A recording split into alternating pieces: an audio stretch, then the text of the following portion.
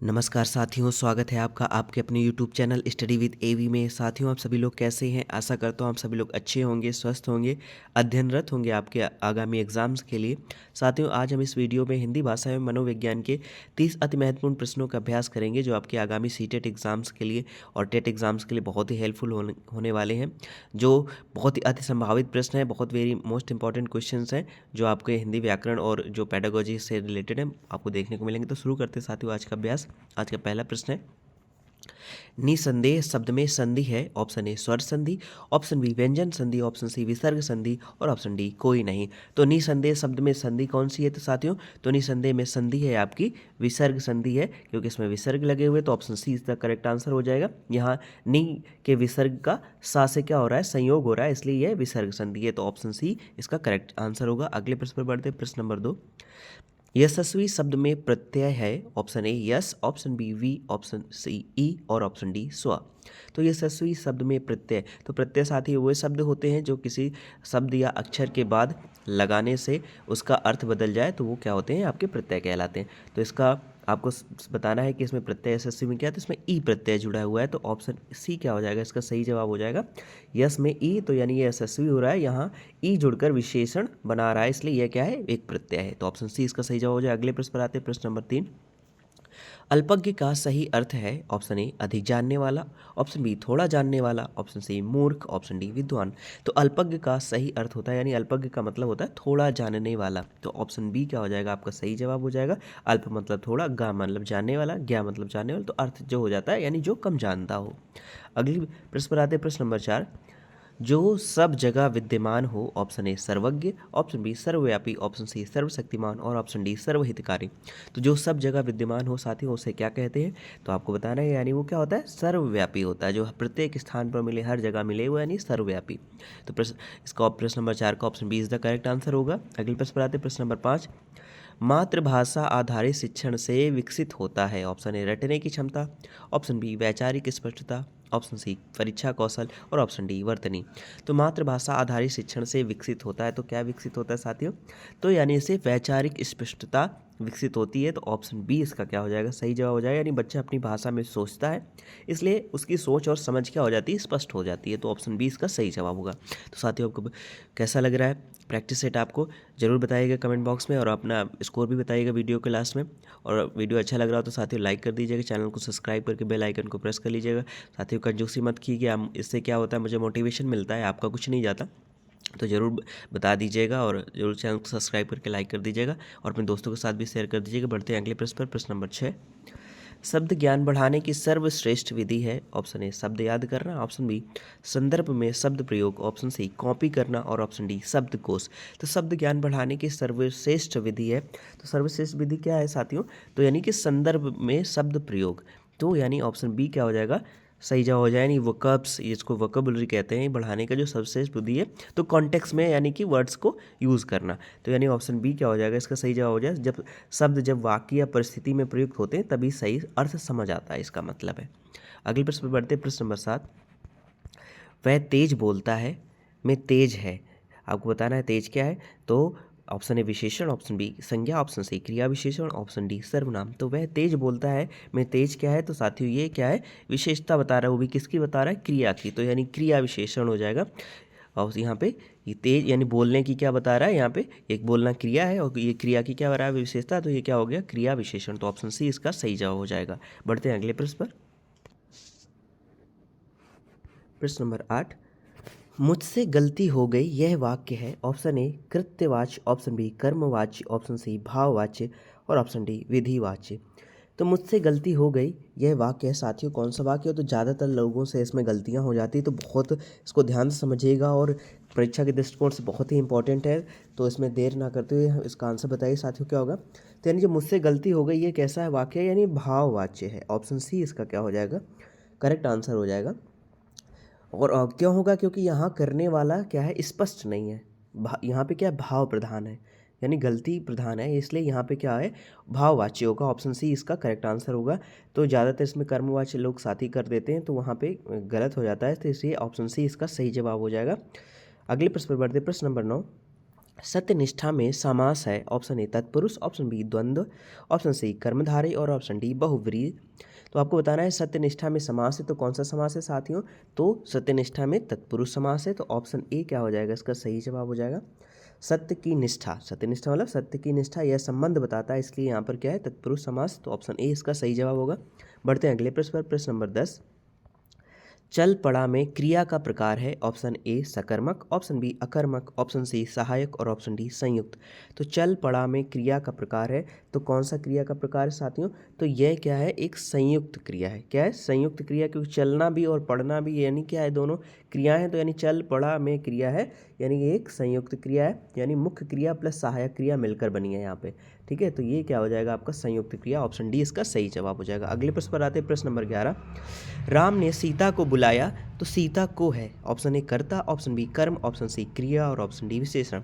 तो राम ने सीता को बुलाया तो सीता को यहाँ पे क्या है आपको बताना है, तो यानी क्या है यहाँ पे, तो कर्ता ने कर्म को, तो जाहिर सी बात है क्या हो जाएगा आपका कर्म हो जाएगा। तो राम ने सीता को बुलाया तो सीता को, यानी ये क्या है, एक कर्म कारक है, तो जिस पर क्रिया हो वही क्या होता है, कर्म होता है, तो यहाँ पर आपका कर्म कारक हो जाएगा। अगले प्रश्न पर आते हैं, प्रश्न नंबर 12। संवाद आधारित शिक्षण से बढ़ता है? ऑप्शन ए मौन, ऑप्शन बी आत्म अभिव्यक्ति, ऑप्शन सी नकल और ऑप्शन डी अनुशासन। तो संवाद आधारित शिक्षण से बढ़ता है, तो संवाद आधारित शिक्षण से क्या बढ़ता है साथियों, आत्म अभिव्यक्ति बढ़ती है। ऑप्शन बी क्या हो जाएगा आपका सही जवाब हो जाएगा, नहीं, जब बच्चा अपने विचार बोलकर प्रकट करता है तो उसे क्या कहते हैं, आत्म अभिव्यक्ति कहते हैं। तो ऑप्शन बी इसका क्या हो जाएगा, सही जवाब हो जाएगा। बढ़ते हैं अगले प्रश्न पर, प्रश्न नंबर 13। शब्दार्थ सही समझने का तरीका है? ऑप्शन ए अनुवाद, ऑप्शन बी संदर्भ, ऑप्शन सी रटना और ऑप्शन डी परिभाषा। तो शब्दार्थ सही समझने का तरीका क्या है, तो आपको बताना है, तो सही समझने का तरीका यानी संदर्भ में समझना, तो ऑप्शन बी इसका क्या हो जाएगा, सही जवाब हो जाएगा। यानी जिस शब्द का अर्थ परिस्थिति से स्पष्ट होता है तो वही शब्दार्थ समझने का सही तरीका होता है, तो ऑप्शन बी इसका करेक्ट आंसर होगा। अगले प्रश्न पर आते हैं, प्रश्न नंबर 14। हंसते हुए आया, तो यहाँ पर हंसते हुए है, ऑप्शन ए विशेषण, ऑप्शन बी क्रिया, ऑप्शन सी क्रिया विशेषण और ऑप्शन डी संज्ञा। तो हंसते हुए आया में हंसते हुए क्या है आपका, तो बताना है साथ ही उसका सही जवाब क्या हो जाएगा, तो ये क्या है, क्रिया विशेषण है, तो ऑप्शन सी क्या हो जाएगा, सही जवाब हो जाएगा क्रिया विशेषण। यहाँ यह आया क्रिया की अवस्था बता रहा है, इसलिए यहाँ पे क्या है, क्रिया विशेषण। अगले प्रश्न पर आते हैं, प्रश्न नंबर 15। बाल साहित्य होना चाहिए? ऑप्शन ए दार्शनिक, ऑप्शन बी सरल व रुचिकर, ऑप्शन सी गंभीर और ऑप्शन डी कठिन। तो बाल साहित्य कैसा होना चाहिए साथियों, तो आपको बताना है, तो कैसा होना चाहिए, सरल व रुचिकर होना चाहिए, तो ऑप्शन बी आपका क्या हो जाएगा, करेक्ट आंसर हो जाए, नहीं बच्चों के स्तर के अनुसार होना चाहिए। तो साथियों आपको वीडियो कैसा लगा जरूर बताइएगा, कमेंट बॉक्स में भी बताइएगा आपका स्कोर कितना रहा, और वीडियो अच्छा लगा तो लाइक कर दीजिए, चैनल को सब्सक्राइब नहीं किया तो सब्सक्राइब करके बेल आइकन को प्रेस कर लीजिए, और वीडियो के लास्ट में अपना स्कोर जरूर बताइए। अभी ये 15 क्वेश्चन हुए, 15 क्वेश्चन अभी और बाकी हैं, तो वीडियो के लास्ट में बने रहिएगा, और अपने दोस्तों के साथ भी इसे शेयर कर दीजिए, जिससे ज़्यादा से ज़्यादा लोगों को बेनिफिट हो सके। और साथियों अगर आप सीटेट की प्रिपरेशंस कर रहे हैं तो चैनल में प्लेलिस्ट बनी हुई है, वहाँ पर आप जाकर वीडियो के सारे सब्जेक्ट के वीडियो देख सकते हैं। तो बढ़ते हैं अगले प्रश्न पर साथियों, प्रश्न नंबर 16। बालक की त्रुटियां दर्शाती हैं? ऑप्शन ए असफलता, ऑप्शन बी सीखने की प्रक्रिया और ऑप्शन सी अज्ञान, ऑप्शन डी अव्यवस्था। तो बालक की त्रुटियां दर्शाती हैं, तो बालक की त्रुटियां क्या दर्शाती हैं, यानी ये दर्शाती हैं कि बच्चा क्या कर रहा है, सीखने की प्रक्रिया में है, तो ऑप्शन बी इसका क्या हो जाएगा, सही जवाब हो जाएगा। यानी गलतियां सीखने का प्रमाण होती हैं, अगर गलती वो कर रहा है तो यानी वो सीखने का प्रयास कर रहा है, तो ऑप्शन बी इसका क्या हो जाएगा, सही जवाब हो जाएगा। अगले प्रश्न पर बढ़ते हैं, प्रश्न नंबर 17। जो कभी ना मरे उसे क्या कहते हैं? ऑप्शन ए अमर, ऑप्शन बी अविनाशी, ऑप्शन सी अजर, ऑप्शन डी अनश्वर। तो जो कभी ना मरे वो क्या कहलाता है, वो अमर कहलाता है। यहाँ मरने की बात हो रही थी, यहाँ पे क्या हो जाएगा, अमर, तो ऑप्शन ए क्या हो जाएगा, सही जवाब हो जाएगा। बढ़ते हैं अगले प्रश्न पर, प्रश्न नंबर 18। वह शब्द है, क्या है, ऑप्शन ए संज्ञा, ऑप्शन बी सर्वनाम, ऑप्शन सी विशेषण, ऑप्शन डी क्रिया। तो वह शब्द है, तो वह क्या है साथियों, तो वह क्या है, सर्वनाम है, प्रोनाउन है, तो ऑप्शन बी इसका क्या हो जाएगा, यानी संज्ञा के स्थान पर ये प्रयुक्त हुआ है, तो यह क्या है, एक सर्वनाम है। अगले प्रश्न पर बढ़ते हैं, प्रश्न नंबर 19। भाषा सीखने का प्रथम कौशल है? ऑप्शन ए पढ़ना, ऑप्शन बी लिखना, और ऑप्शन सी सुनना और ऑप्शन डी बोलना। तो भाषा सीखने का प्रथम कौशल है साथियों, तो वो है आपका सुनना। मैंने एक वीडियो में कई बार भी आपको बताया है कि आप इसे हमेशा याद रखिएगा। तो भाषा सीखने का जो क्रम होता है वो क्या होता है, सुबोपली, सुबो मतलब सुनना, बो मतलब बोलना, और पा मतलब पढ़ना, और फिर लास्ट में आता है लिखना, तो सुबोपली, ऐसे याद रखिएगा तो याद रहेगा। तो भाषा सीखने का प्रथम कौशल होता है सुनना। बढ़ते हैं अगले प्रश्न पर, प्रश्न नंबर 19। खा चुका है में काल है, कौन सा काल है, आपको कौन सा टेंस है बताना है। ऑप्शन ए वर्तमान, ऑप्शन बी भूत, ऑप्शन सी भविष्य और ऑप्शन डी अपूर्ण। तो खा चुका है में कौन सा काल है, कौन सा टेंस है। तो साथियों यहाँ पे मत जाइएगा कि यहाँ पे चुका है लगा हुआ है, लेकिन ये क्या है, भूतकाल का है, क्योंकि यहाँ पे काम हो चुका है, कार्य पूरा हो चुका है, इसलिए ये क्या हो गया, भूतकाल का हो गया। इसमें मत कन्फ्यूज है कि यहाँ पे चुका है, इंग्लिश में मत जाइएगा कि ये प्रेजेंट परफेक्ट टेंस का है, यहाँ पे ये हिंदी में है, तो यानी कि खा चुका है, कंप्लीट हो चुका है कार्य, तो यानी भूतकाल का है। अगले प्रश्न पर बढ़ते हैं, प्रश्न नंबर 21। असत्य में उपसर्ग है, ऑप्शन ए अ, ऑप्शन बी सा, ऑप्शन सी त्या और ऑप्शन डी या। तो असत्य में उपसर्ग साथियों, तो उपसर्ग क्या होते हैं, ऐसे अक्षर या शब्द जो किसी शब्द या अक्षर के पहले लगाने से उसका भाव यानी अर्थ बदल जाता है, तो वो क्या कहलाते हैं, उपसर्ग कहलाते हैं। तो यहाँ पे पहले यानी सत्य के पहले क्या आ गया है, आ जोड़ दिया गया है, तो उसका भाव बदल गया है, तो यहाँ पे असत्य यानी असत्य का उपसर्ग क्या है, आ। अगले प्रश्न पर बढ़ते हैं, प्रश्न नंबर 22। राजपुत्र का समास है, ऑप्शन ए द्वंद्व, ऑप्शन बी तत्पुरुष, ऑप्शन सी कर्मधारय और ऑप्शन डी बहुब्रीहि। तो राजपुत्र का समास है, तो आपको बताना है तो राजपुत्र में कौन सा समास है, तो इसका सही आंसर होगा तत्पुरुष समास होगा। राजपुत्र मतलब राजा का पुत्र, यहाँ पे संबंध बता रहा है, तो यानी कौन सा समास हो गया, तत्पुरुष समास हो गया। ऑप्शन बी इसका सही जवाब हो जाएगा। अगले प्रश्न पर बढ़ते हैं, प्रश्न नंबर 23।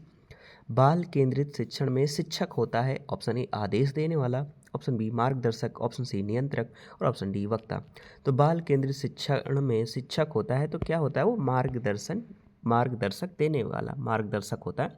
तो यानी बच्चे स्वयं सीखते हैं और वो क्या करता है, केवल मार्गदर्शक होता है और मार्गदर्शन देता है, तो ऑप्शन बी इसका सही जवाब हो जाएगा। अगले प्रश्न पर आते हैं, प्रश्न नंबर 24। मौखिक भाषा विकसित होती है, ऑप्शन ए लेखन से, ऑप्शन बी संवाद से और ऑप्शन सी व्याकरण से, ऑप्शन डी नकल से। तो मौखिक भाषा विकसित होती है, तो मौखिक भाषा साथियों कैसे विकसित होती है, तो मौखिक भाषा विकसित होती है जब संवाद बच्चा करता है, तो ऑप्शन बी इसका क्या हो जाएगा, सही जवाब हो जाएगा। अगले प्रश्न पर बढ़ते हैं, प्रश्न नंबर 25। सही उच्चारण आता है, ऑप्शन ए सुनने से, ऑप्शन बी लिखने से, ऑप्शन सी पढ़ने से और ऑप्शन डी अनुवाद से। तो सही उच्चारण आता है, तो सही उच्चारण कैसे आता है, जब कोई वो अच्छी चीज़ से सुनेगा तभी तो अच्छे से वो बोल पाएगा। तो इसलिए तो अभी मैंने आपको बताया ना, सुनना, बोलना, पढ़ना, लिखना, तो इसलिए पहले जो भाषा सीखने का जो क्रम होता है, पहले क्या आता है, सुनना, फिर क्या आता है, बोलना। तो इसीलिए अगर सही उच्चारण उसको आना चाहिए, तो उसके लिए पहले उसको अच्छे से सुनना चाहिए उस चीज़ को कि क्या किसको क्या बोला जा रहा है। तो यानी सही उच्चारण आता है, तो उसके लिए सुनना बहुत अच्छा बेहतर विकल्प है, तो ऑप्शन ए क्या हो जाएगा इसका सही जवाब। बढ़ते अगले प्रश्न पर, प्रश्न नंबर 26। बहुत सुंदर में बहुत है, ऑप्शन ए विशेषण, ऑप्शन बी संज्ञा, ऑप्शन सी क्रिया विशेषण, ऑप्शन डी क्रिया। तो बहुत सुंदर में आपसे बहुत पूछा है, तो ये क्या कह रहा है, ये क्या है, क्रिया विशेषण, ये यानी सुंदर की क्या बता रहा है, विशेषता। तो यानी कि क्या है कि बहुत सुंदर में बहुत है क्रिया विशेषण, तो ऑप्शन सी क्या हो जाएगा इसका सही जवाब। बढ़ते हैं अगले प्रश्न पर, प्रश्न नंबर 27। लिख रहा है काल है, ऑप्शन ए वर्तमान, ऑप्शन बी भूत, ऑप्शन सी भविष्य, ऑप्शन डी पूर्ण। तो लिख रहा है काल है, तो यानी अभी काम क्या हो रहा है, ये हो रहा है, वर्तमान में हो रहा है, तो जाहिर सी बात है क्या ये वर्तमान काल है, तो ऑप्शन ए इसका क्या हो जाएगा, सही जवाब हो जाएगा। बढ़ते हैं अगले प्रश्न पर, प्रश्न नंबर 28। भाषा शिक्षण का लक्ष्य है, ऑप्शन ए रटना, ऑप्शन बी प्रभावी संप्रेषण, ऑप्शन सी अंक और ऑप्शन डी कॉपी। तो भाषा शिक्षण का लक्ष्य है, तो भाषा शिक्षण का लक्ष्य क्या है, यानी वो प्रभावी संप्रेषण, यानी अपनी बात अच्छे से संप्रेषित कर पाए बच्चा, अपनी बात एलेबोरेट कर पाए, तो यही है भाषा शिक्षण का लक्ष्य। तो ऑप्शन बी यानी प्रभावी संप्रेषण इसका सही जवाब हो जाएगा। बढ़ते हैं अगले प्रश्न पर, प्रश्न नंबर 29। उपमा है, ऑप्शन ए छंद, ऑप्शन बी अलंकार, ऑप्शन सी व्याकरण और ऑप्शन डी शब्द। तो उपमा क्या है साथियों, तो उपमा क्या है, एक अलंकार है, तो ऑप्शन बी क्या हो जाएगा, राइट आंसर हो जाएगा, उपमा है एक अलंकार।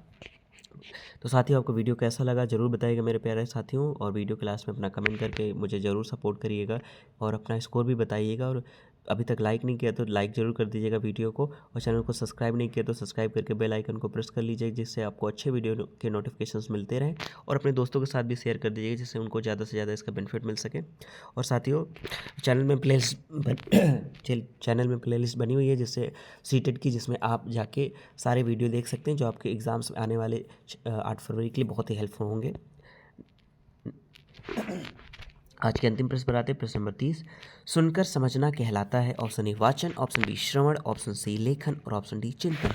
तो सुनकर समझना कहलाता है, तो सुनकर जाहिर सी बात है, सुनकर समझेगा तो यानी वो कौन सा कौशल होगा, श्रवण कौशल होगा, तो ऑप्शन बी क्या हो जाएगा इसका सही जवाब हो जाएगा, सुनकर समझना कहलाता है श्रवण कौशल, तो option B is the correct answer. तो साथियों ये रहे आपके हिंदी के 30 अति महत्वपूर्ण प्रश्नों का अभ्यास, जिसमें हमने भाषा, व्याकरण और जो हमारी बाल मनोविज्ञान है उसके बारे में अध्ययन किया। तो साथियों वीडियो के लास्ट तक बने रहने के लिए आप सभी लोगों को बहुत बहुत धन्यवाद।